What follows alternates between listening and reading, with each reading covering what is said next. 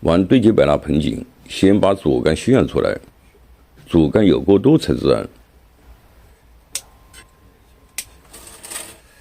像这种悬崖盆景，一般是从3面去观赏，对它的意义也要从3个方向去综合考虑。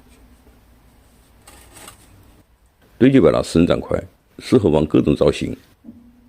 像这种结成压缩中，把枝节控短，枝条生长是十分密集的。这位悬崖盆景的骨架已基本形成，要按照造型的舒适对它进行修剪。枝条的流向要随主杆的变化而改变，这样才能形成一个协调的舒适，从而产生动感。从这个方向看，主杆从上往下蜿蜒曲折，修剪就是从这里入手，把主杆露出来。枝条的出枝位及成型的方向要与主杆的变化保持一致。不同方向的枝条重复出枝不到位的，统统把它剪掉。这是盆景修剪中的基本规则，舍不得剪，留下的只会是遗憾。对悬崖盆景的修剪是从顶开始的，顶的大小是往下修剪的参考点。有参考点就为修剪确定了一个基本范围，这是盆景修剪中都需要做到的。东一榔头西一棒，修剪就没有章法。就枝盘大小而言，从总体上看就会不协调。像这个顶，把它修剪成冠状，顶的前端顺竖势往下。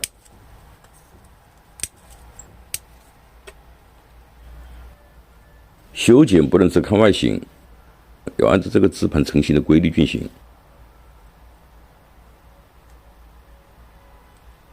有个简单的方法，从下往上看，枝条的走向就一目了然了。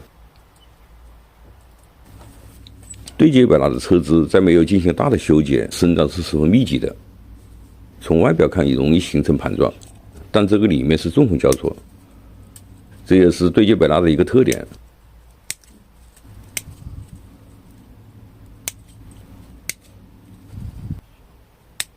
留下来的枝条在修剪过程中只能留一对压点，这是对已经基本成型的结成压缩种进行控压的前提。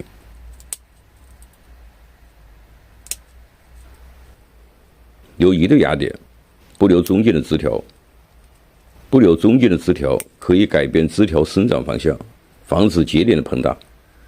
在对结成压缩种进行修剪中，都是按此规律进行的。像这个枝条，剪掉了中间的枝，对侧枝进行了蓄养，再把它剪掉。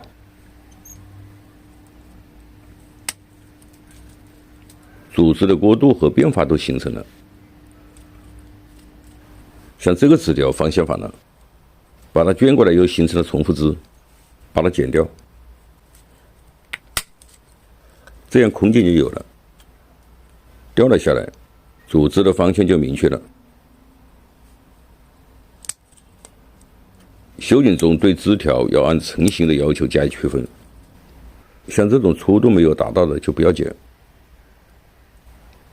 枝盘的大小以顶为参考，从上往下是逐渐缩小的，这是悬崖盆景成型的规律。这里是形成这盆悬崖盆景舒适的强势面，像这些枝条还对它进行蓄养，按照硕势形成的方向，对枝条简单的进行盘扎雕拉，用这种2号裂线，1个月左右，枝条定位就可以拆掉。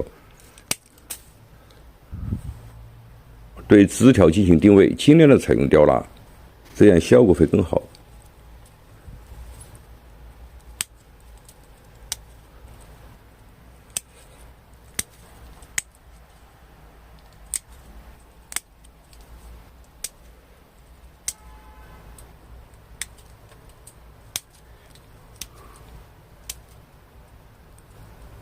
像对接百纳这种结成压缩种，控压种要经常修剪，尤其是对侧枝，对生的枝条生长快，容易使枝节产生变形，增出太快，与主枝过渡失去协调。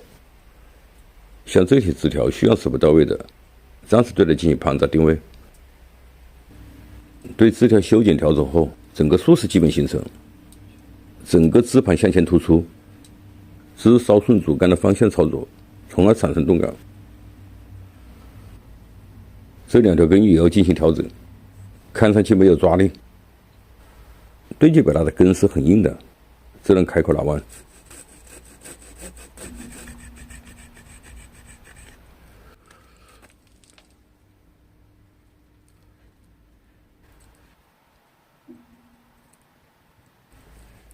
把后端压下来，对这条根也做同样处理。调整后，这个根呈曲线，与主根形成了统一。现在看上去，这个根的力度就明显增强了。调整后，悬压盆颈的手末端要形成呼应，出枝要简洁，像这个过渡部分就不要留枝，要尽量的把杆露出来。末端的枝要呈上扬的趋势，整个枝的成型要呈飘逸的状态。修剪是盆景整形中的主要手段，修剪必须目的明确，对盆景的成型有一个基本的轮廓。拿起剪刀，不知对眼前的装材如何动手，问题应该出在缺乏造型的目标上，有目标才能有所为。我是三千龙茶，感谢你的收看，下期见。